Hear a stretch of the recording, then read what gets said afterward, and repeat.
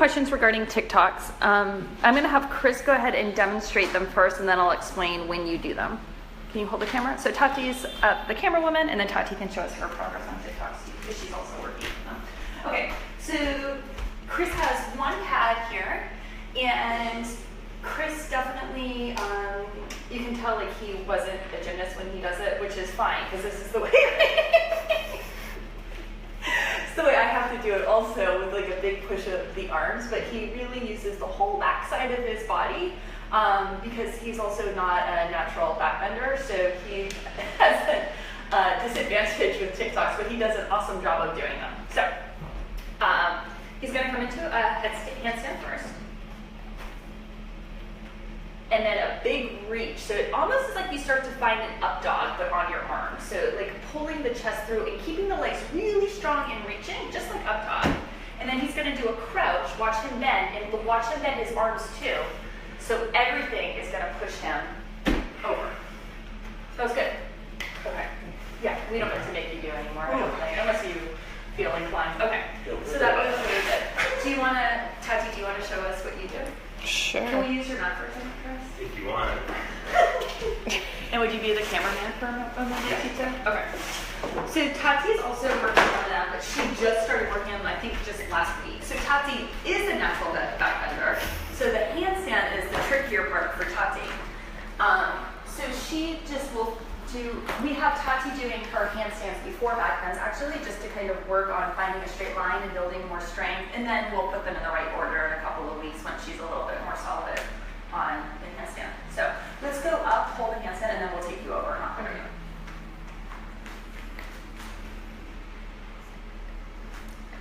Good.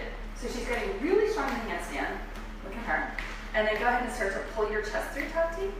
Yeah, and we're just going to take her down to the mat into a back bend with control. Perfect. And then instead of going over, she's going to come up for now.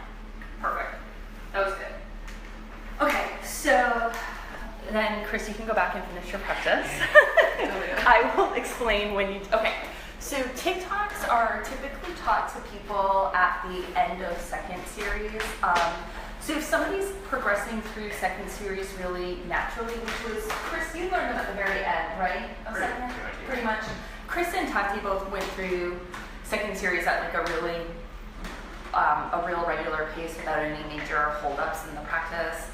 So I taught them TikToks both at the very end of second, which is when I also learned them after I had already finished all of second. They're frequently taught then because at that point you've developed a lot of stability through the shoulder girdle, and it's you're not overly flexible. You should be pretty well balanced between strength and flexibility at the end of second series if you've been working the series for a few years, like most people are by the time they get to the end. So that is typically when I teach them to people before they start third series, and it takes some time usually for people to get that motion of dropping over. And some people have never worked on handstand before either, so that could also take some time to be able to balance on the hands.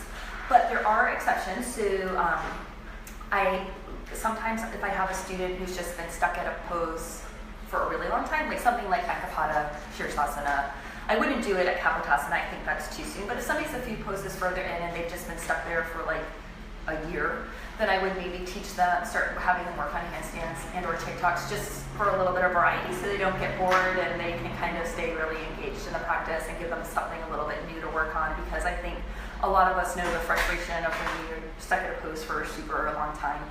But also sometimes I'll teach them to people who are working on that part of second series where you just kind of need more strength.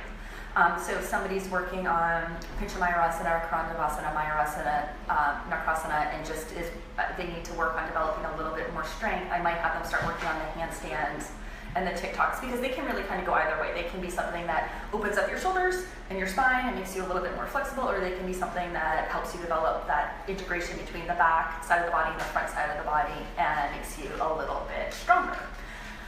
So it really is a student-to-student thing, like most things that we do here. And so finally, the sequence then, because somebody had asked this question earlier in the week, and I explained the back bending sequence. But once you're working on TikToks, after you do your 3 drop backs, after you stand up for after your final one, instead of doing dips with your teacher, you would come around and you would do 3 TikToks. So Viparita Chakrasana, 1, 2, 3. After the 3rd one, you come up into Viparita Chakrasana, the scorpion, and just drop over and stand up, drop over, stand up, drop over. And then on the last one, so the 3rd one, you put your feet on your head, or you try to, and this is sometimes when the teacher comes and helps. And then you stand back up onto your feet, and then you do your dips. So that would be the full sequence, which takes like another 20 minutes after your regular practice at least, and then you go into your closing. So that is everything. If you didn't see my Intro to Ashtanga video yesterday, I released it, super excited, so I'm gonna post the link to that in the comments. If you have more backbending questions, feel free to ask. I'm happy to have one of my students demonstrate them.